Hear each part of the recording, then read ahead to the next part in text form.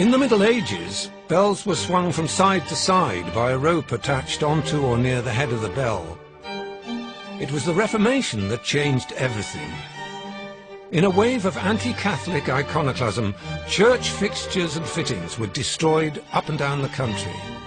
As the nation's bells were recast and rehung, craftsmen took advantage of the latest technology and mounted their bells on wheels. Now ringers could control the timing of the bell. The direct result was change ringing, the sound of bells being played one after another that we hear every Sunday morning. Change ringing quickly became a hugely popular secular hobby. Groups sprang up in almost every town and city, vying with each other for recognition.